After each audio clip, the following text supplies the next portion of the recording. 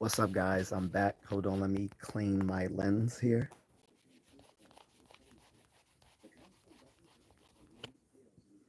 Alrighty. So, first and foremost, happy Star Wars Day. May the 4th be with you. um, this is going to be another lighthearted live stream. So, hopefully, I don't have more goobers come in like yesterday saying, oh, well, why are you talking about superhero stuff? That seems schizo. And the live stream was literally about superhero films. So it was like, he was a he was a special little pumpkin. Yeah, definitely someone who probably was special education or mentally ill, since there's a lot of mentally ill people up at 12 o'clock on YouTube for whatever reason. This it attracts live streams attract mentally unhealthy folks, especially late at night. So he was a special little pumpkin. But I'm saying this in advance. This is about Star Wars Day. It is May the 4th here in on the eastern board of the United States for the next hour and a half or hour and 10 minutes, whatever. And I'm going to stream about my love of Star Wars. I'm literally watching Revenge of this uh, of the Sith uh, as I stream this, and I have Star Wars paraphernalia all over. Not wearing anything just because I didn't feel like changing again. I just changed after working out twice. So um, I'm chill, but I got Star Wars paraphernalia all over. I got Lego Star Wars around. I got my vintage Kenner Star Wars toys. I have my Power of the Force um, Star Wars, which is quasi vintage because it came out in the 90s, but typically the stuff that ran from 77 to 85 is really considered the vintage.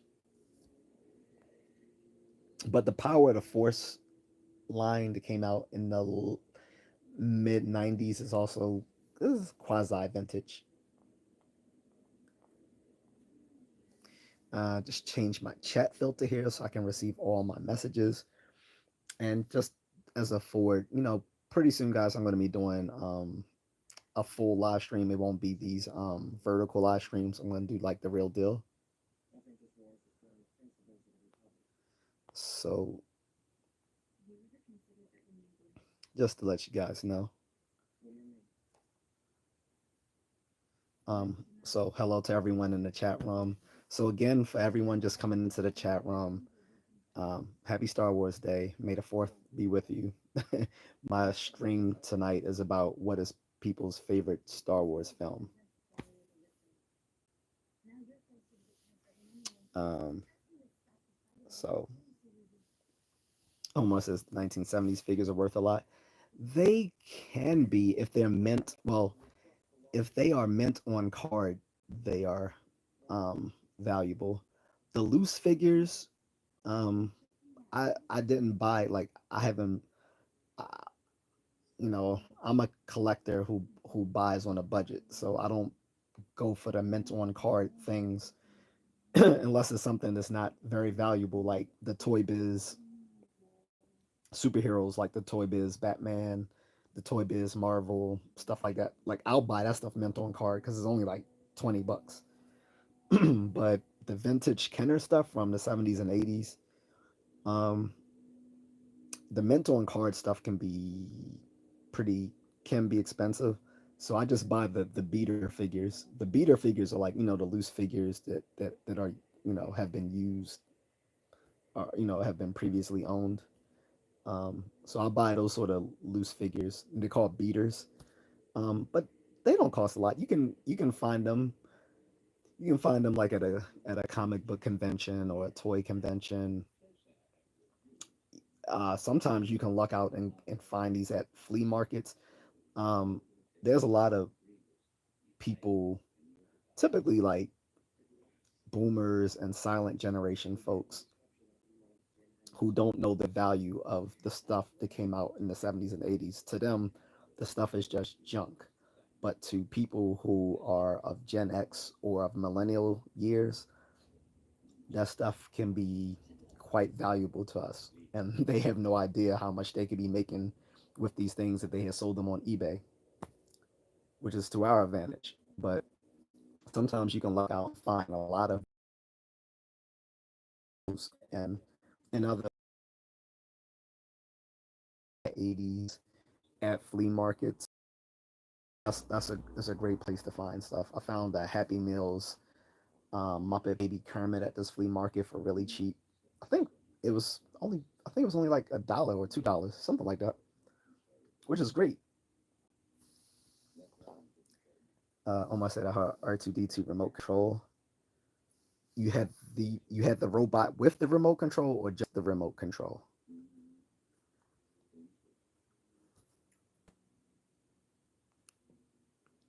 Um, but yeah, so Star Wars Day, wondering what everyone's favorite movie is. So guys, tell me what your favorite movies are. I'm definitely gonna tell you what my favorite movie is. Currently, I'm watching Revenge of the Sith. That's not my favorite Star Wars movie, by the way. Just watching it because I'm watching Disney Plus, and right now they're live streaming all like Star Wars films. Before I started watching this, I watched this new Disney Star Wars series called Tales from the Underworld, which was about um, Asajj Ventress and Cad Bane. If you don't know who those characters are, so Asajj Ventress was originally a protege of Count Dooku. Hopefully, I guess I probably have to explain who Count Dooku is as well. Count Dooku was um, a Sith Lord under Emperor Palpatine in the prequel movies. He appeared in Attack of the Clones and in Revenge of the Sith. Well, for the first 10 minutes anyway. He died. Spoiler alert for something maybe 20 years ago, but yeah, Count Dooku got killed by Anakin and Revenge of the Sith in the first 10 minutes. In any case, um, in the Clone Wars animated series, it was revealed he had a protege. And originally, Palpatine allowed him to have a protege, even though the Sith are only allowed two, the Master and the Apprentice. But he thought that it would be useful to keep uh, Sith assassins. So she wasn't taught all the ways of the Sith, but she was taught some. And I think she was originally a, a Jedi Padawan that was turned to the dark side by Dooku. I think that's her original story. So there was a book about her and a Jedi named Quinlan Voss, where she fell in love with him, but she ended up dying. But she was sort of a badass um, in the Clone Wars, which was the animated series. So they kept her going just because Dave Filoni loves the character. So he keeps bringing her back, sort of like a Ahsoka Tano. He keeps bringing her back. But anyway, in this new in this new animated series, Tales of the Underworld, is split between her and Cad Bane. So after she left Count Dooku, who tried to kill her, um, she became a bounty hunter. And apparently, she died then. That's at least in the books. I think that's when she died. Um, when she was, I guess, turned somewhat towards the good and was working with Quinlan Voss, and they fell in love, and she died. So now, apparently, she came back to life through the work of these force witches, not the ones in the acolyte. It's a different set of witches, force witches, who brought her back to life. And so this shows the aftermath of that, I guess, in 3 episodes, and then the next 3 episodes is about Cad Bane, a bounty hunter who once worked with Boba Fett. He's a both, just like Asajj Ventress, neither one of them are human. They're like humanoid species. Asajj Ventress, I think, was part of the this alien race of female force users. They were witches. I think she was part of that race. I'm not sure. Um, Cad Bane is from an alien race called the Doros. They look sort of like Martians, like they got the big eyes and the green or blue skin and the reptilian looking faces. So he was known pretty much as a badass when it came to being bounty hunters. So this gives like his beginnings before he before he became this galaxy renowned bounty hunter. That shows like his beginning. So Tales of the Dark, I mean, Tales of the Underworld isn't that bad. If there was any criticism, it's just that I don't think Disney Star Wars know how to do their good guys pretty well. They can make bad guys, but they seem not to be able to make good guys, particularly Jedi. So that's my only criticism. Other than that, it was okay. I was curious, um, and that was because when the Star Wars live stream first started, it kept crashing when they had on Attack of the Clones. So now it's on to the Revenge of the Sith. I'm guessing they played all the movies like chronologically in production and not chronologically in the timeline of Star Wars because it's late at night, so I'm guessing that they had already played the original trilogy earlier, which is A New Hope, Empire Strikes Back, and Return of the Jedi.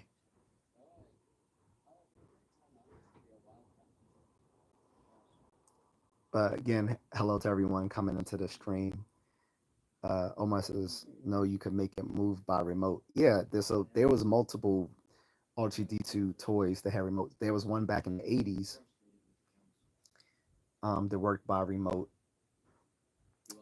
but it'll be hard to find one that's still in working condition. You can buy them on eBay, but a lot of them start aren't still in working condition, and if so, they're probably going to be expensive to buy. Then you had the one that came out 10 years ago when they released the sequel trilogy. When the Force Awakens came out, they came out with a new remote control R2D2 and BB-8. The one that looks like a ball, that's BB-8. So both of them were made into remote controlled toys, but this time the remote control was through an app on your phone. So you when you bought the toy, it gave you access to the app that you downloaded on your phone, and then you use that as your remote control for the toy. So maybe you're talking about that version. Then I think there was another version as well that came out before. It came out after the '80s toy, but before the new one that came out in 2015. I think this one came out in either the late '80s or early '90s, somewhere around or late no somewhere between the late '80s or the early 2000s, something like that.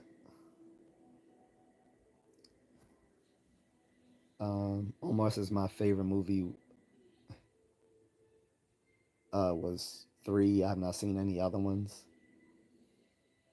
You've only seen one, but how would you know that's your favorite if you've literally only seen that one?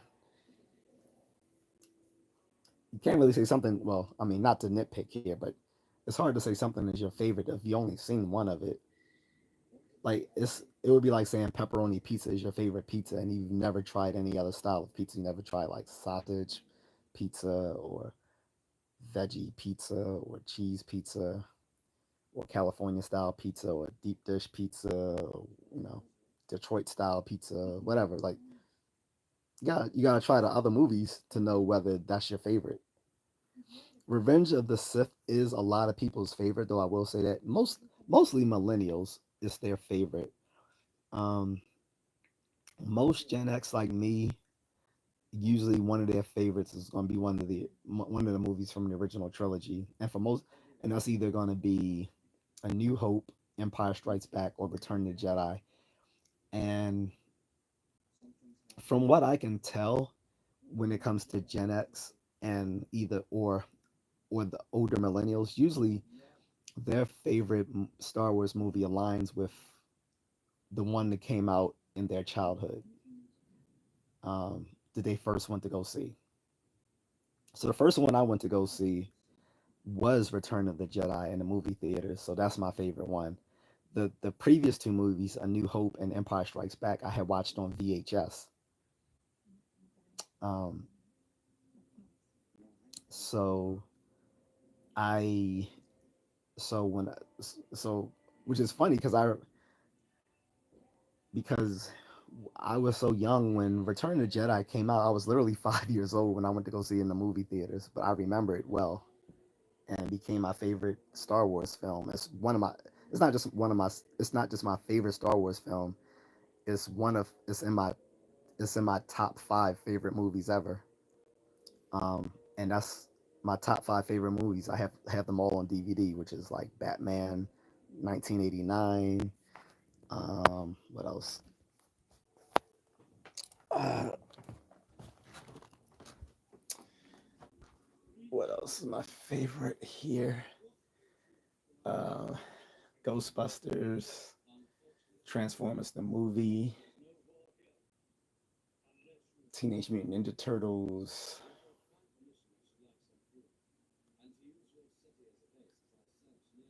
Mm, but yeah, I think that's fine. So what? Return of the Jedi, Batman 1989, um, Transformers the movie, the one that came out in 1986, not the one that came out in 2007. Ghostbusters, Teenage Mutant Ninja Turtles, and if I could add to that, like honorable mention would be the Dark Knight. Um,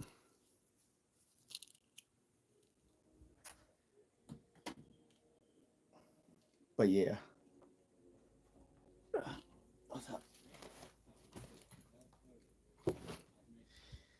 but yeah, I have them all on DVD. I'm thinking I need to.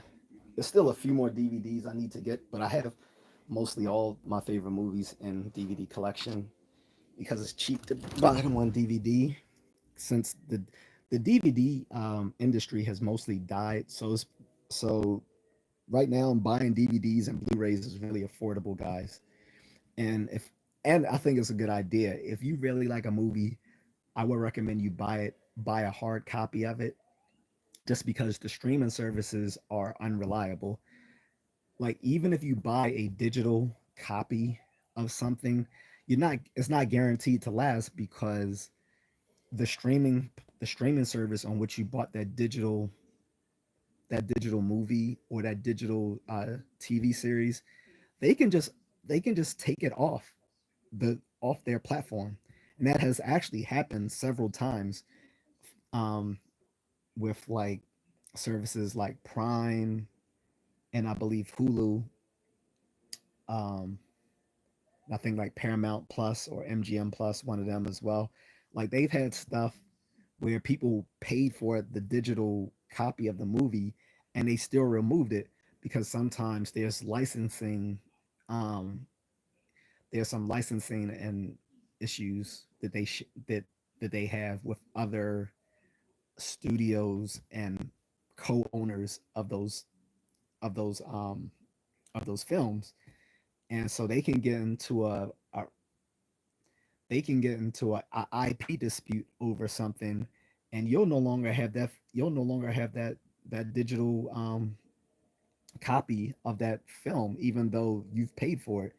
So if you really like a movie or you really like a TV series, buy a hard copy of it. That's my recommendation.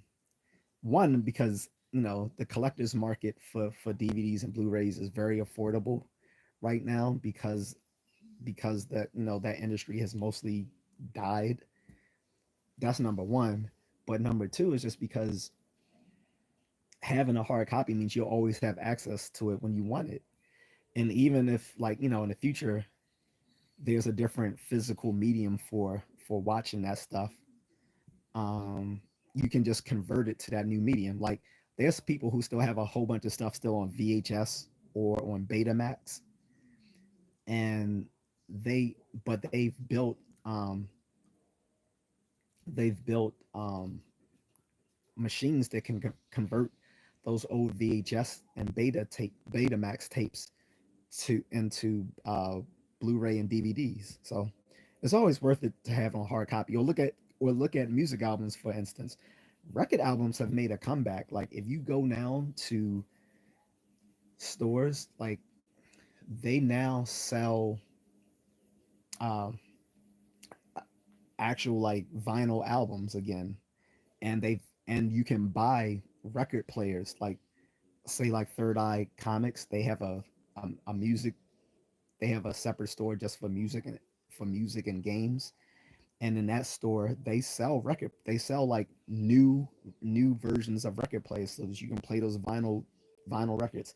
Say you want that Nirvana, or you want Michael Jackson, or you want, whatever.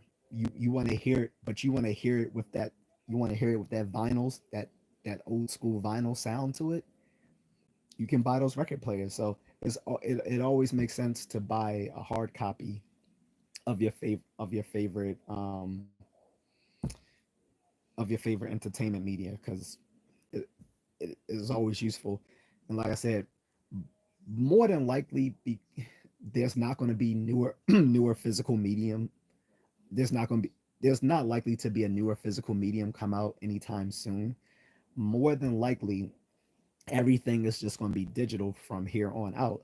So more than likely, the physical medium for the next, I'm guessing, 25 years or so is probably still going to be Blu-ray and DVD, because most people aren't going to buy Blu-ray and DVD anymore, and you'll probably have to go buy a DVD or Blu-ray player, since most desktop computers no longer have them, because the desktops and laptops are more streamlined now. So to make them more streamlined, they cut out the part for the DVDs and CD-ROMs. Like most people don't use CD-ROMs or DVDs anymore, unless you're like, someone who does artistic stuff on the computer. But for the most part, most of the desktops and laptops are streamlined so that they don't have DVDs and CD-ROMs on it. Hey Agatha, what's up?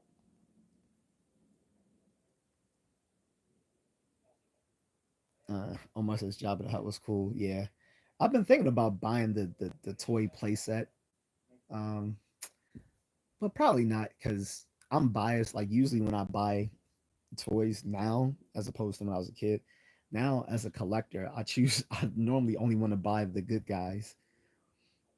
So I'm not like a yeah, I'm not like a hard nosed collector, because the hard nosed collectors usually buy stuff that is more rare, because it gives it a higher resale value.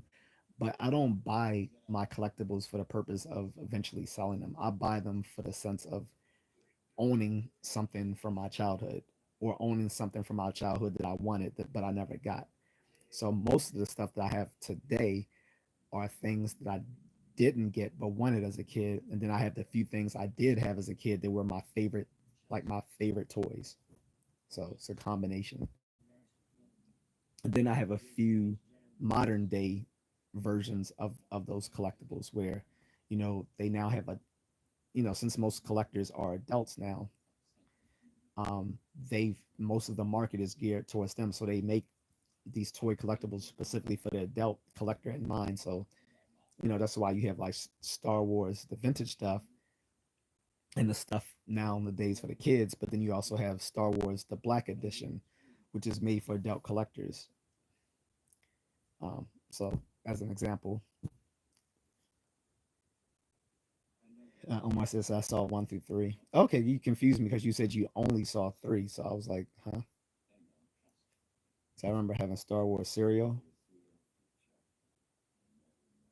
How old are you? Like the Star Wars cereal I had came out in the '80s, so this must be a different version, because the original Star Wars cereal was called C-3POs, and they had a picture of C-3PO on it, and I think R2-D2. And I remember some versions of the cereal box had um, um, C-3PO's face on the back of the box that you could cut out and turn into a face mask. But that came out in the early '80s, because I remember eating it. It tasted like alphabet cereal for people who've eaten alphabet cereal from Post. It was probably made by Post. That's probably why it tasted like alphabet cereal. So I still have a Batman board game from 1990. Cool. Just to do so, episode one had, in my opinion, the best duel. Yeah, I'll give you that. I didn't like the Phantom Menace, but the duel with Darth Maul is probably one of the best. Is arguably one of the best lightsaber duels in all of Star Wars. Some say the duel on Revenge of the Sith was the best. Um, I don't.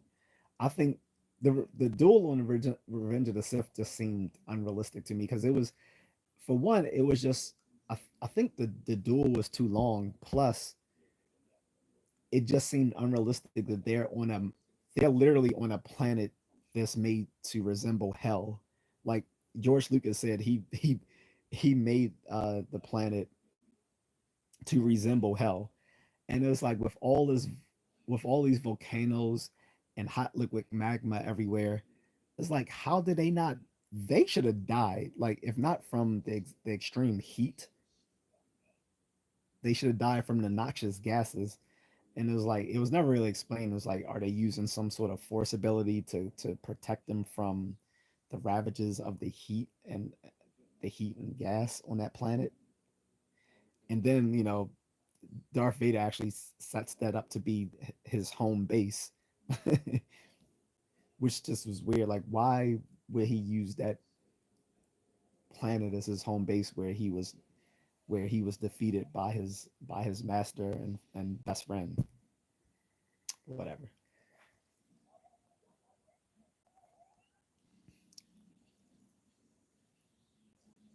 But yeah, but arguably, yeah, the Phantom Menace was probably one of the best duels. I don't know if it's the best, but it's definitely one of the best. I'll give the Kenobi TV. I didn't like the Kenobi series on Disney Plus, but the the duels on on Disney on that show were good on Kenobi. The final duel between Darth Vader and Kenobi and Obi Wan, that was really good on the show Kenobi, as well as the when they did that sparring practice, because the guy Christian Hayden, because both the actors who played him, Christian Hayden and I forgot the guy who plays, the younger Obi Wan Kenobi, like they really have athletic talent when they are practicing their dueling, which stands apart from many of these other actors who've been put in these parts as Sith Lords and Jedi, like Rosario Daw, like Rosario, what's her name, Rosario Dawes or whatever.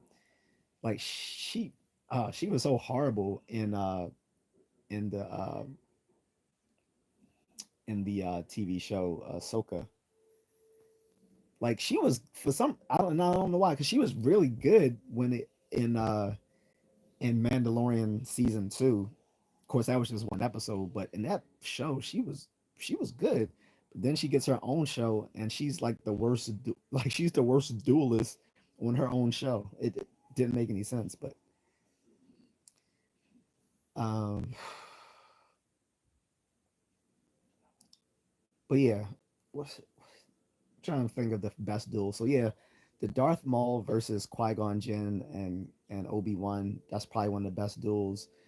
The duel, obviously, the duel between Luke and Darth Vader and Empire Strikes Back is considered one of the best, as well as their their their sequel fight on Return of the Jedi is also one of the best. Then, like I said, I'll say it that Kenobi had one of the best duel scenes as well. Um, and I'm not gonna evoke the cartoon series because a lot of the cartoon series had some really good stuff too. Because like for instance, like Ray Parker came back um, to play Darth Maul in the Clone animated series because what they did is they actually digitized his likeness for the cartoon character. So and they digitized a female character to play Ahsoka Tano, and so the final duel between them in the Clone Wars animated series was really good. But I'm gonna leave that out because it's animated. Because if not, that would be one of the best as well, if not the best. Rogue One didn't really have any duel scenes because it was the only Force user in there was Darth Vader. Uh, in the sequel trilogy, the duels were bad. Like the best one was in The Last Jedi, but it was just some of it was just so bad. Like when Rey was fighting the guards, the Praetorian guards in The Last Jedi, she did a scene where she spun around and hit the person with the lightsaber, but the lightsaber was digitally removed and added back into the scene. I'm like, what? That that just that kind of just messed it up for me. Otherwise, that was sort of a good. It was sort of a good duel. It was a sort of a good duel scene, but it's like they were trying so hard, and this and the talent was lacking in the actors. So like they had to actually use digital. They had to use CGI to digitally enhance the fight, whereas they were using practical effects for all the other scenes. They were using practical effects. So to me, all of the scenes where they use practical effects and not CGI are going to be better. So Phantom Menace is probably one of the best, and it may be the best. Um, but I'm still going to rank. Eh, hmm, I I'm still going to write the duel and Empire Strikes Back as the best, and then I'll say the one in Phantom Menace is the second best.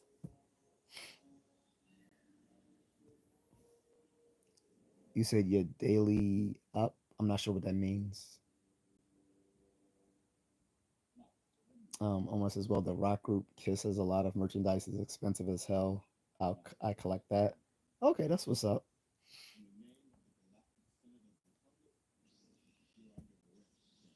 Just do says the one from Revenge of the Sith was a little silly. Yeah, that's what I'm saying. Like it, a lot of people say that's their favorite dueling scene, but to me, it just wasn't realistic. Like it was just it it was just too drawn out for me. And like I said, it didn't seem realistic fighting on this volcanic planet that they weren't suffering from the heat and gas on that planet. Like they should have been literally cooked.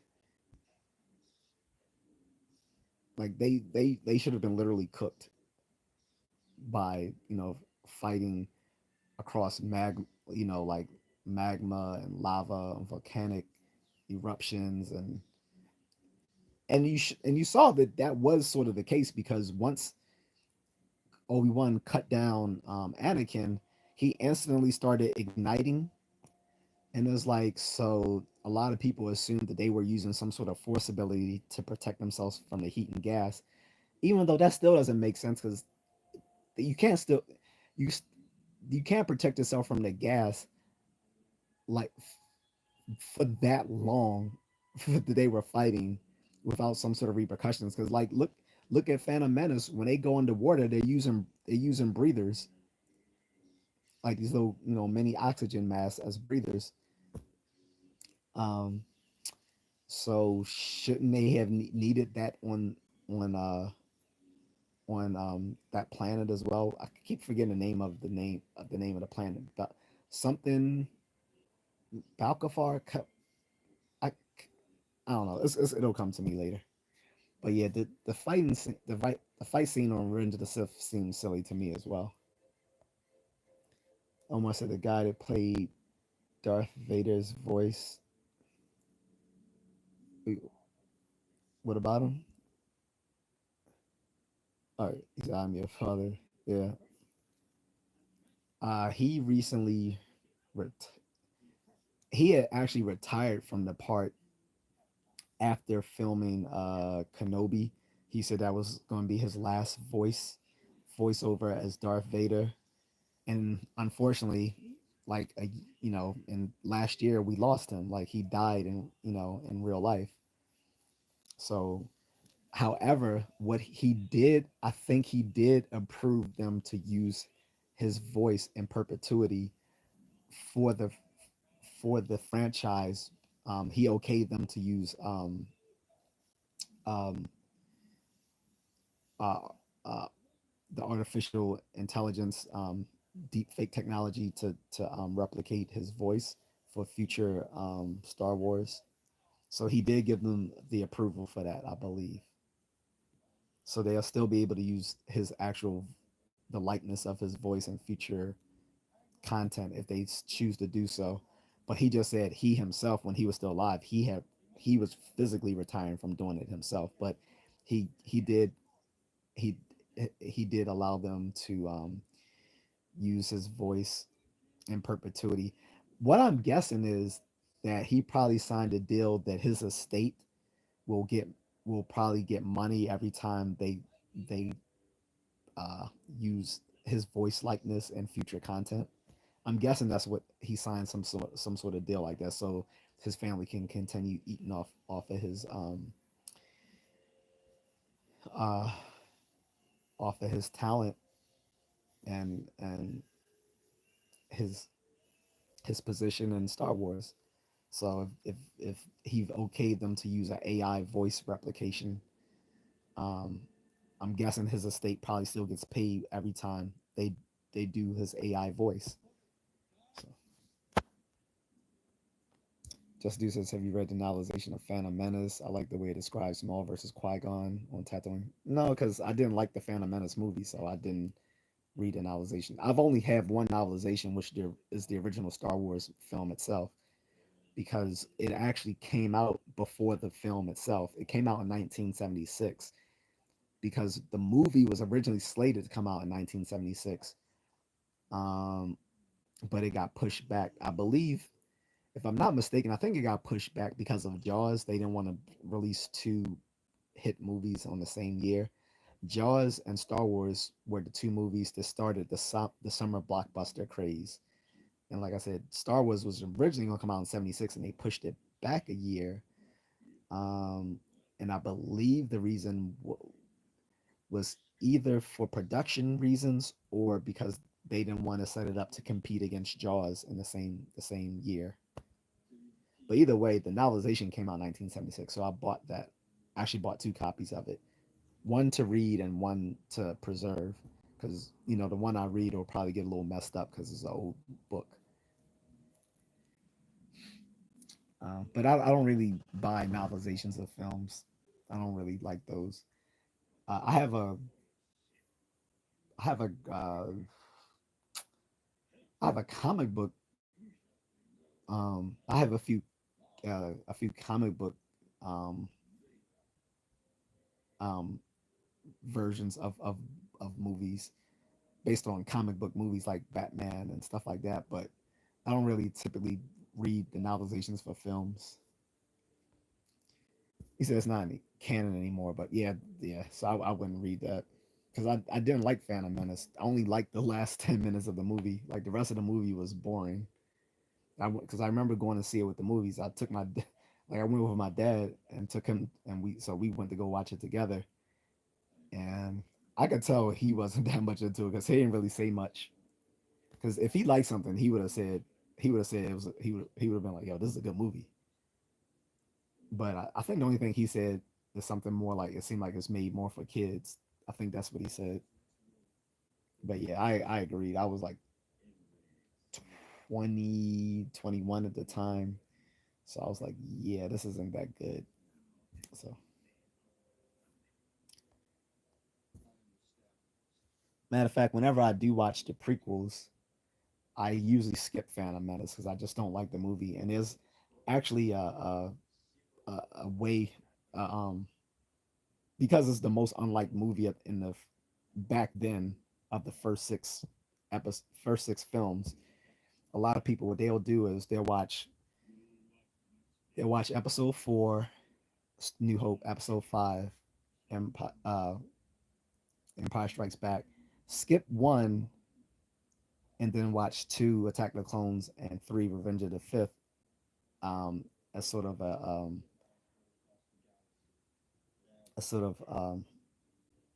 like a look back into the past, and then they'll finally watch episode six, Return of the Jedi. So that would be that is how some people choose to watch it: four, five, then two, three, then six, and just skip one. Just due to as many of the original cast are gone. James Earl Jones, the guy who was Chewbacca. Yeah, that's Peter Mayhew. Um, Carrie Fisher. I believe Frank Oz is gone. The original Yoda. Yeah, I think Frank Oz passed away. Jim Henson passed away. Jim Henson didn't do any voiceovers, but he created the Muppets that for like Yoda and some of the other stuff used in Star Wars. But I think Frank Oz um,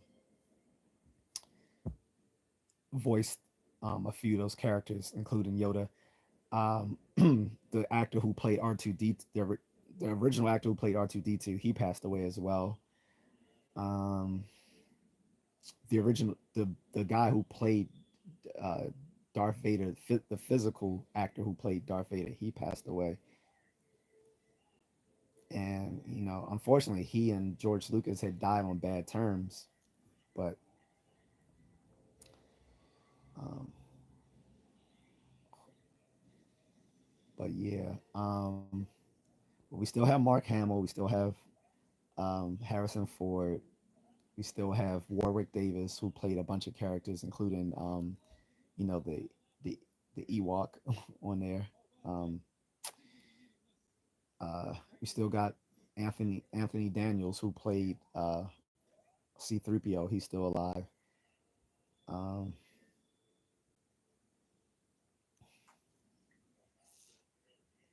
the guy who played the the Togruta in Jabba the Hutt's lair, I think he's still alive.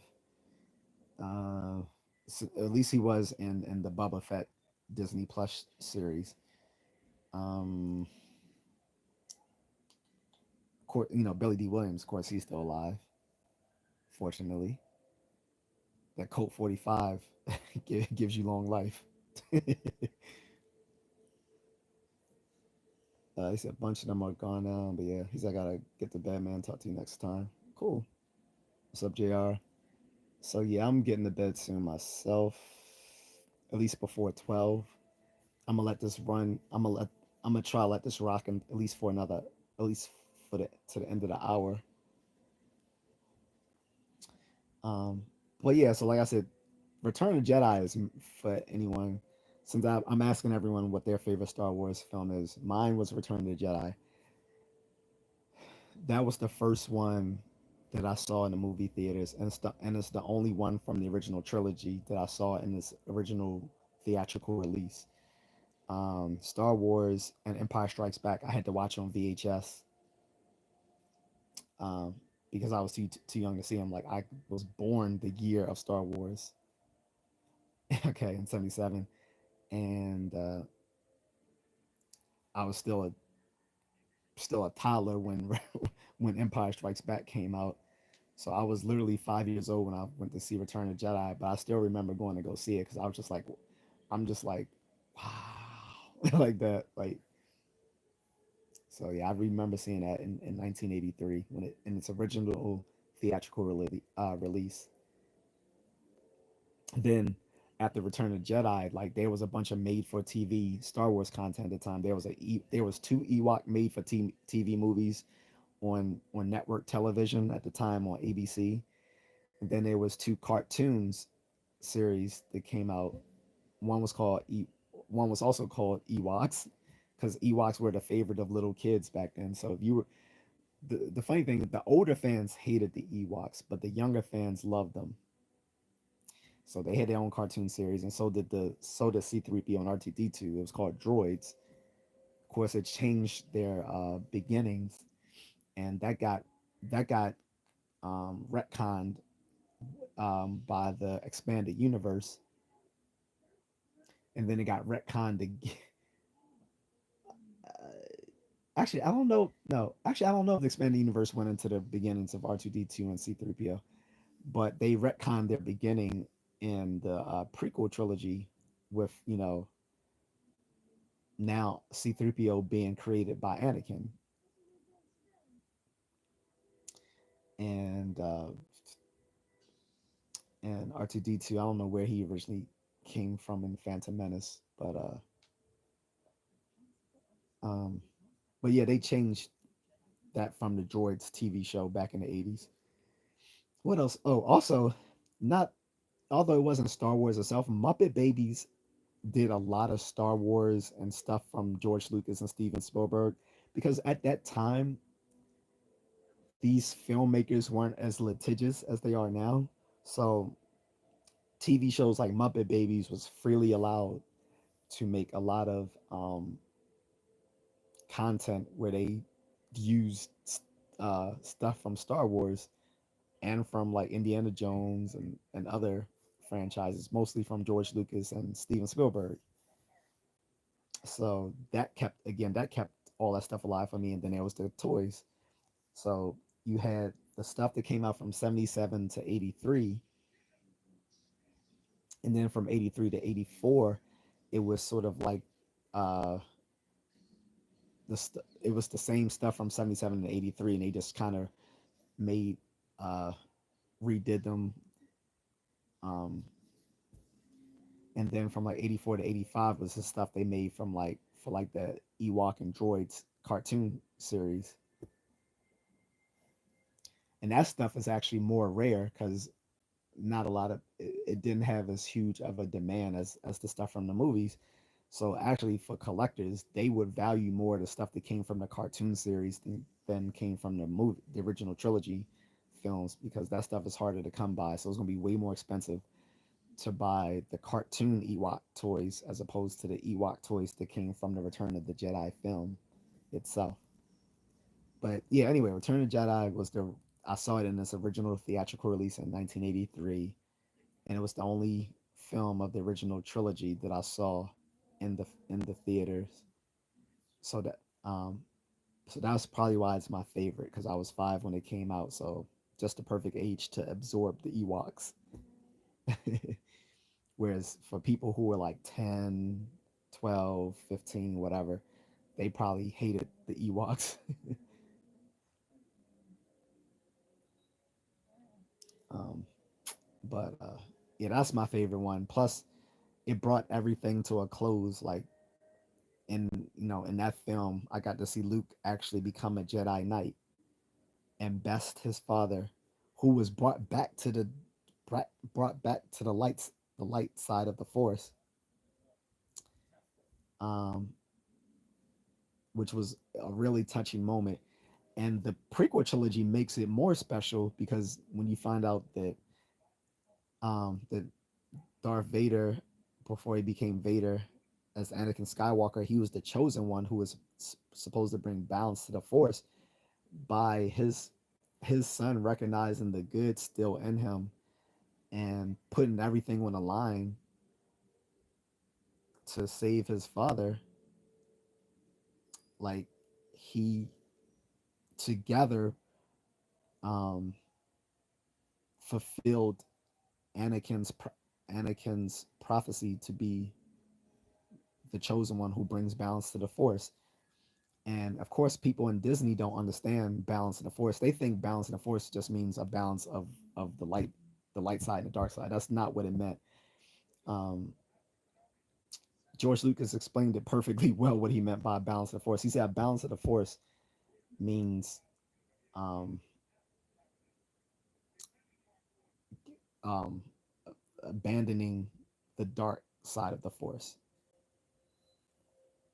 The dark side of Force is a sort of a corrupting or corrosive force. It's like the signature of greed and malice.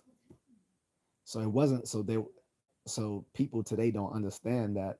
So unless you actually have to listen to George Lucas explain it. But when he said a balance of the force didn't mean you have equal parts good, equal parts light and equal parts dark. That's not what it meant. A balance of the force meant that the light side was not um, encumbered by the dark side of the force. Like the dark side of the force will always exist, but to embrace the light and shun the dark side brings balance to the force. And people who are casual fans and only watch the stuff Disney made don't understand that. So they're more willing to believe these Disney showrunners and filmmakers who make shitty content like The Acolyte, who try to make it look like the Sith are just misunderstood or whatever. No, they're clearly evil. Like the dark side is a corrosive force. It's like it's like they come to this through greed and hate and anger and malice. That's not something that's not something you want to balance out. Like let's have equal parts love and compassion and equal parts hate and anger and fear. Like that doesn't make sense. No. That's not what balance of the force meant. It meant basically eliminating eliminating the as much of the dark so that the light could shine. Um, and that's what Anakin did. That's why the sequel trilogy doesn't make sense because when you hear Anakin's voice call out to Rey and say bring balance back to the Force just like I did, that doesn't make sense. If he brought balance to the Force, she doesn't need to now rebalance the Force again. That doesn't make sense. If he brought balance to the Force, then it doesn't make sense that what 25 years later or 30 plus years later he needs to bring balance back to the Force. She needs to bring balance back to the Force again. That was just such horrible story writing. Like they could have used so many other things to explore in the sequels as to be the nemesis, and that they could have. There was, I think, at one point George Lucas, before he had sold the rights of Lucasfilm to Disney, I think he wanted Darth Maul to be the big bad of the sequel trilogy, like that he was running this huge criminal underworld. And you see inklings of that in Rogue One too. I mean, not Rogue One, and and Solo, which wasn't a great movie, but you could see how the ending of Solo made it that it was supposed to be like Darth Maul who was sort of like running things in the background. Like, yeah, and I know some people will point out that Palpatine did come back in the expanded universe, but the thing is, the expanded universe was only canon uh, if George Lucas decided to use that stuff in the movies. But the expanded universe was always like quasi canon. Like he like some stuff he would pick to use from the expanded universe, and some things he wouldn't. Like the whole thing with the midichlorian um, count being how you determine someone is a force user. That came from the expanded universe. That wasn't one of George Lucas' original ideas. That came from the expanded universe. He liked the idea, so he brought it into the films. But they could have went so many ways in the sequels. They could have used Darth Maul as the big bad, or they could have used Admiral.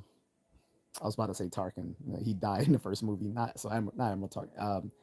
Admiral. The blue face guy. They could have used him as the big bad in the sequels. Anything like, and they just botched it up. Anyway, I'm not. This is not going to be a. This is not going to be me knocking on the sequels for the rest of the night. That was just me saying that um, Disney clearly doesn't understand the basic concepts in the Star Wars mythos, and it's like, how are you gonna, how are you gonna make Star Wars content when you don't even understand the mythos of your own content, despite the creator explicitly spelling out how these things work he said himself that the people behind Lucasfilm don't understand his ideas, including the Force. He literally just said this a year ago or a year and a half ago. He went on an interview and said this stuff. And he said they don't ask for his input, so he doesn't deal with it. He, as far as he's concerned, that's a he you know that's something this he doesn't touch anymore. However, I think he still does have a working, either, well, not working relationship, sort of a friendship with Dave Filoni. So I think Dave Filoni has invited him to look at certain projects. Like he did come to the set of the Ahsoka series when they were making that a few years back, and they're currently in production for the second season of Ahsoka.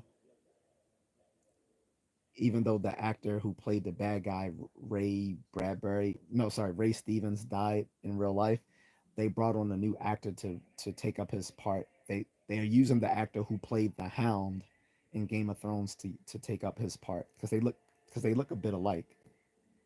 So they look similar, and the guy said he actually had a admiration for Ray Stevens as an actor, so he was looking forward um to taking up the character in his place.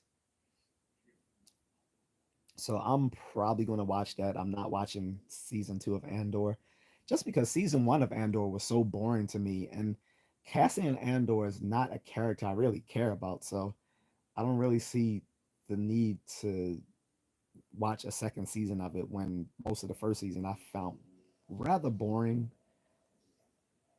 It was well written, but it was boring. It just didn't feel like Star Wars. It was only like the last two episodes that I really uh, found entertaining. Um, but yeah, um, Rogue One was pretty good though. Out of the Disney Star Wars films, that was probably the best one. Was Rogue One. That was surprisingly good, and that's why I had hope for the Last Jedi because Force Awakens was okay. The Force Awakens isn't good now just because it's attached to the rest of the trilogy. But if you watch it, if if you watch it removed from the rest of the sequel trilogy, it actually wasn't a bad film because you saw how it was kind of setting up Finn to be a force user in that first movie. Like you could tell, like when he was holding the lightsaber, and Kylo Ren was mad at him. He's like, "Who are you to just pick up a saber against me?" Like you could, and the fact that he was able to break his brainwashing as a stormtrooper, it was clear indications that he was a force user. So it would have been good to have both him and Ray fighting against the Kylo and the rest of the First Order. And I guess that would have been sort of similar to like in the expanded universe how Luke's two kids had to fight against um the not the First Order, but like against his nephew who had became evil in the um in the expanded universe. So it was like he had two kids by Mara Jade and a girl and a boy, and then um, Han and Leia had a kid. Plus, uh, never mind. I'm not gonna keep fussing on a sequel. But yeah, um, they Lucasfilm doesn't understand the Star Wars mythos. That's why they make shitty content, and then they try to use a bunch of, and then they try to infuse Star Wars with modern day identity politics. It's like this is supposed to be something timeless, and you're messing this up by trying to put your modern day um, identitarian politics into this thing. Like it's obvious because most of these writers don't have talent. They're just hired because of their certain identities that are favored by those at Lucasfilm, like Kathleen Kennedy's untalented production ass. The best thing that could have happened during the Star Wars celebration a few weeks ago or today would have been her retiring. Everyone would have celebrated like Palpatine had just been defeated. I guarantee the entire Star Wars world would have been celebrating like they did on the end of Return of the Jedi if Kathleen Kennedy had announced her retirement. When it was first heard that she was going to retire, everyone was happy. And then she got mad and said, I'm not retiring. I'm not leaving anytime soon. And when I do retire, I'm going to announce it and I'm going to announce my replacement. And she's like, but she was like, that's not happening just yet.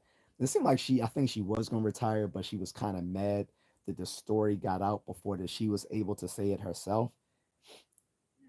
Um, and that she was frankly pissed off that a lot of people were happy that she was stepping down. So I think she's going to stay on longer just purely out of spite, to make sure that the Ray film happens. Although they've announced so many films that have never come into fruition in the past 6 years. So we don't know if the Ray film is going to happen now. They've announced they've announced like 10 films or TV shows that have not gone into production. And like a year after they said Ray was going to go into production, they changed it and said now they're going to make a trilogy based off of Ray, a Ray trilogy. And I guess the original Ray film they've put on the shelf. We don't know if they're going to still make a Ray film and the Ray trilogy or just this Ray trilogy, um, and have and they permanently shelved her standalone movie. Not to mention there's still the Mandalorian and Grogu movie coming out supposedly, and there's still supposed to be a movie on the very first Jedi from the Old Republic that's supposed to come out by James Mangold, the guy who did Logan and the Wolverine. People like Logan. I do like Logan, but I think the Wolverine was actually a better film than Logan. But that's my hot take. That the Wolverine was better than Logan. Not Wolverine Origins. Don't confuse it. Wolverine Origins sucked. I'm talking about the Wolverine when he went to Japan because that's based off of his first.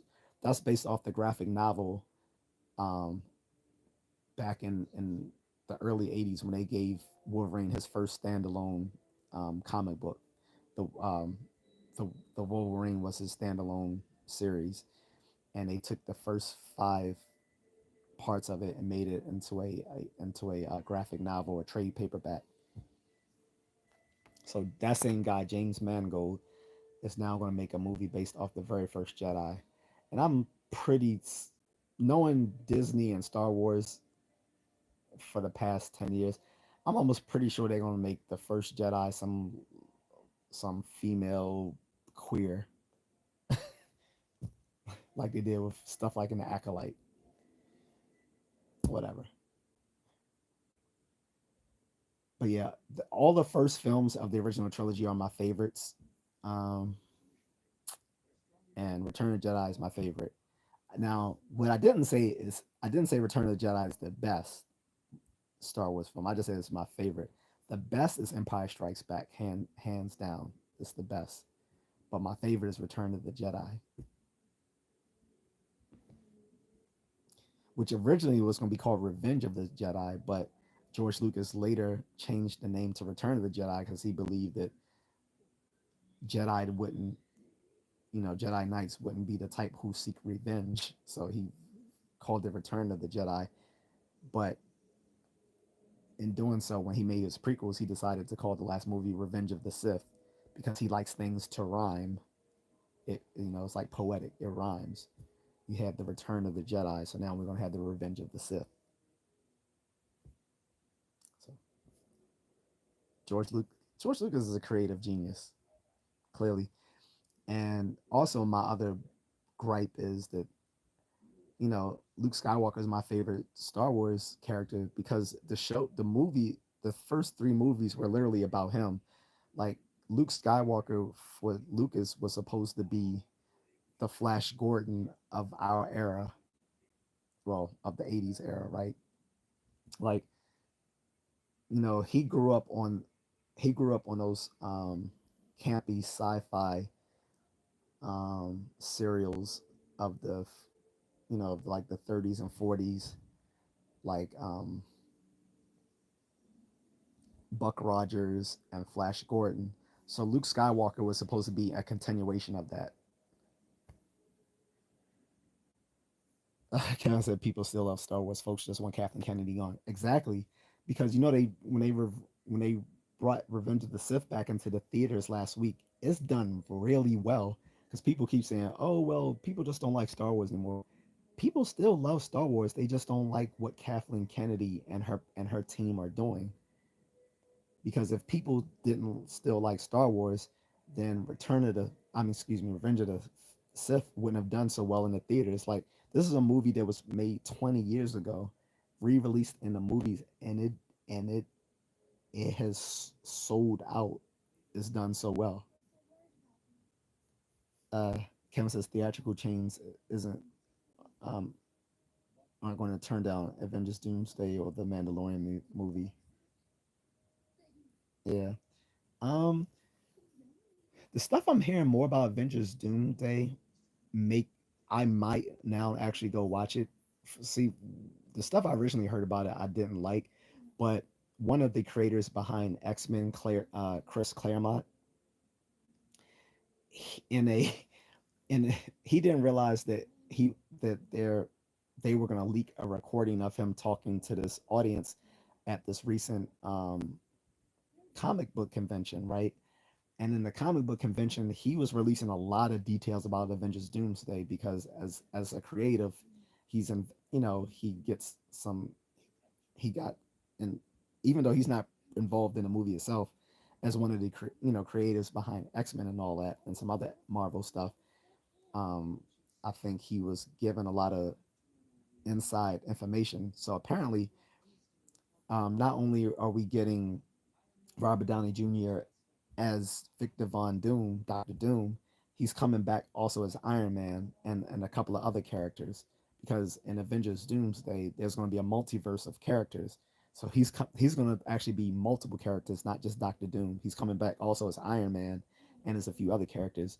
And even though they haven't announced it yet, Chris Evans is coming back as well, um, as multiple characters as well. He's going to play Captain America, a young Steve Rogers, um, another character, and he's going to play Captain Hydra, the version of Captain America that becomes a Hydra agent.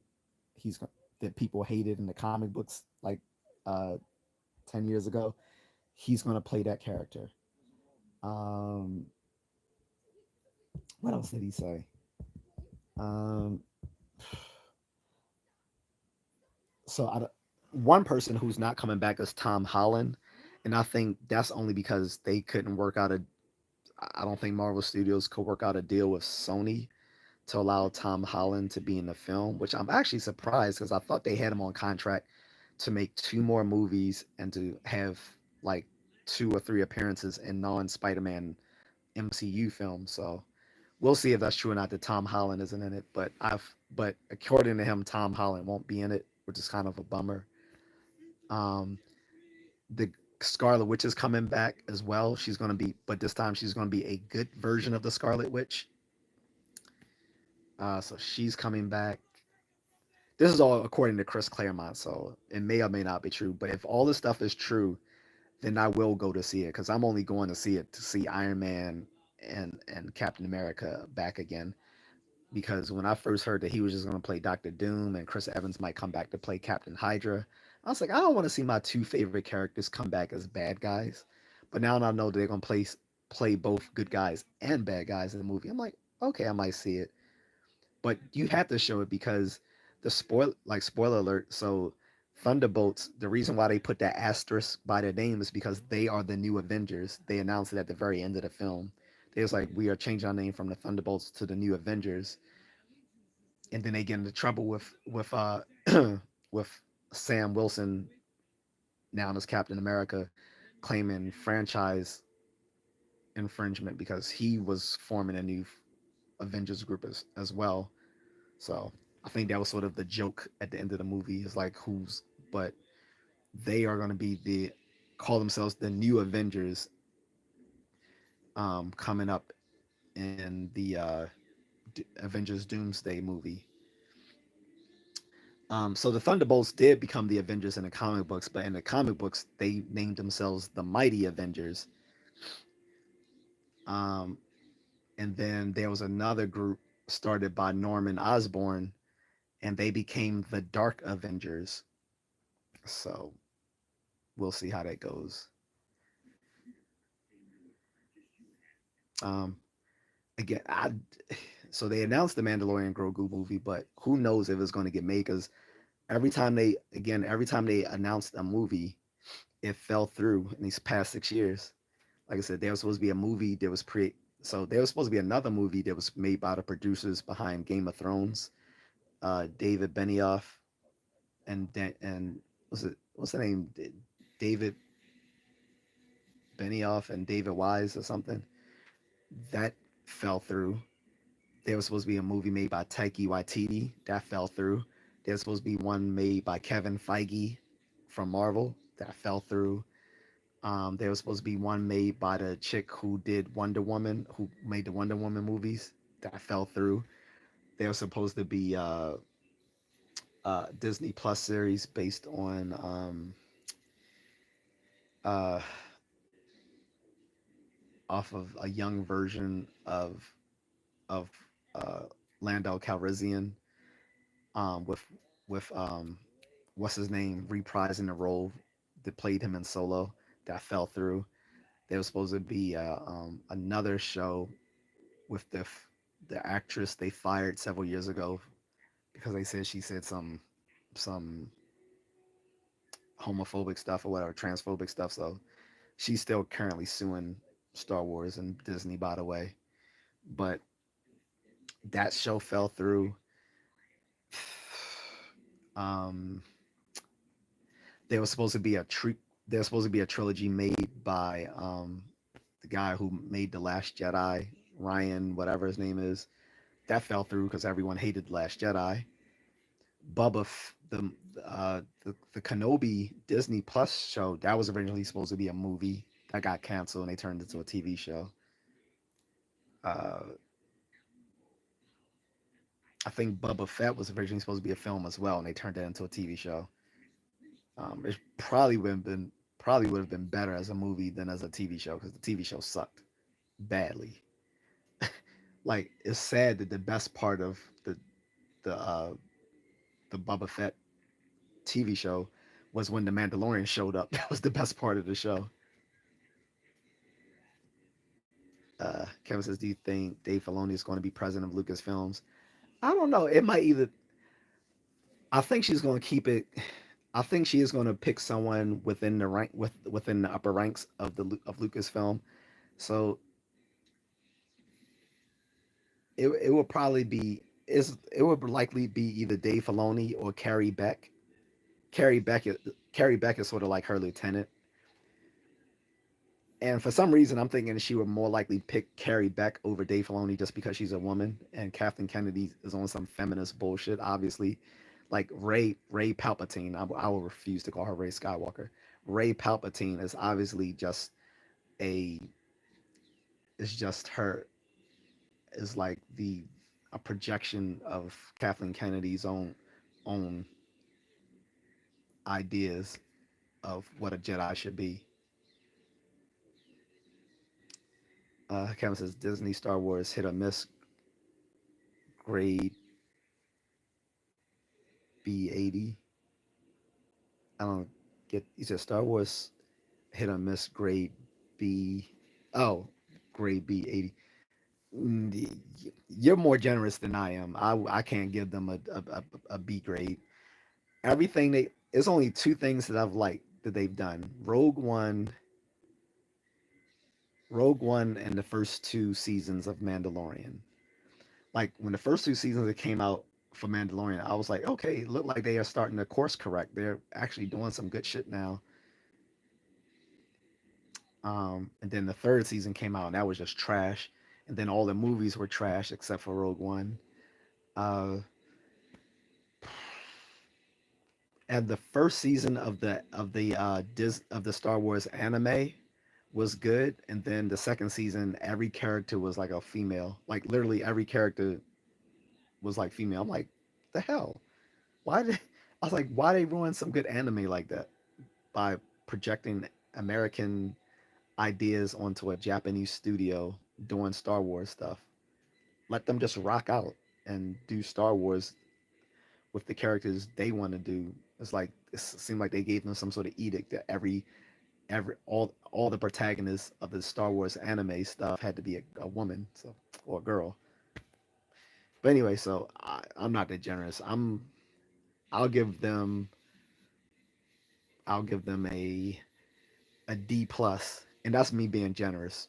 I'll give them a D plus because no, and the D plus only comes because I like the original comic books they did back in like 2012 and 2013. Those those comic books were really good. Rogue One was really good, and the first two seasons of Mandalorian were good. But all that good stuff is outweighed by the trilogy which they fucked up, because it's like you got all the original actors from the first film to come back, and you didn't even do a scene where you had all you couldn't even do a scene where they're all together as one. Everyone wanted to see Luke, Leia, and Han in a scene together after waiting for them after waiting to see them for like 35 years or whatever. We finally get to see them on screen together again, and you don't even put them in the same scene and then you let it be all about the new characters instead of it being about the original characters. Like we don't care that there was new characters involved, but we wanted to see the original characters rock out like they did in the expanded universe. So they because they ruined the trilogy so bad, and because everything they made uh, uh, since has been some feminist bullshit, I give them a D plus. And like I said, I think I'm being generous just because I like the comic books that came out up until 2015, and I liked Rogue One and Mandalorian. Do you think Ahsoka will get renewed for season three? I don't know. It probably depends on how well season two does. Plus, or I don't know. They may not have intended to go to a season three, so we'll see. They haven't really talked about what's going to be in season two. Only thing I know is they're going to introduce the Mortis gods from the Clone Wars TV show. A lot of people don't remember that that that 2 episode special where Anakin, Ahsoka, and Obi-Wan go to a planet where there's literally um, Force gods. The father was it the father, the sister, and the brother. The father represents balance in the force. The brother was the dark side, and the sister was the light side. She literally died, and her essence was made into a animal that well, her essence brought Ahsoka back to life because Ahsoka died in that 2 episode special, and the the daughter gave yeah it's called the no the father, the daughter, and the son, and the daughter gave up her life so that she could use her essence to bring Ahsoka back to life. Um, and it seemed like Anakin sort of became the representation of the balance that the father represents. Uh, and so this spirit animal that follows Ahsoka, that comes from that 2 episode special of Clone Wars, like that owl that follows her is literally a physical representation of the daughter, which is one of the three Mortis gods. And so when they go to this other galaxy, there's a scene where the dark Jedi is looking upon this mountain ridge, and it has a representation of the three Mortis gods: the father, the daughter, and the son. So I'm guessing they're gonna talk more about that in the second season. I guess it's my favorite day of the year. Not gonna lie, it's one of my favorite holidays. Star Wars Day. Well, my favorite is Halloween. Then it's like Star Wars Day and Batman Day. Those are my three favorite. I know most people say like Christmas and Easter and all that, but I'm a geek. So for me, it's Halloween, Star Wars Day, Batman Day. Not to mention my birthday, of course. Oh, this was your sister's birthday. Well, anyway, it's late here, so I'm gonna go. Star Wars Day is over. It is now May the 5th, which means it's Revenge of the it's May the 5th is called Revenge of the 5th. So Star Wars Day continues into May the 5th, where it's now called Revenge of the 5th. You have May the 4th, and you have Revenge of the 5th. Um, so if you haven't watched any good uh, Star Wars stuff, go ahead and watch Revenge of the Sixth. I mean Revenge of the Sith, since it's now May the 5th, or Revenge of the 5th. You can watch Revenge of the Sith on Disney Plus. Like I'm currently watching it live. For if you guys, I was telling people earlier. So that's what I'm currently watching. Um, but anyway, till then, I'm gone. It's past midnight here, so it's past my bedtime. So adios, guys. Take it easy, and may the fourth be with you.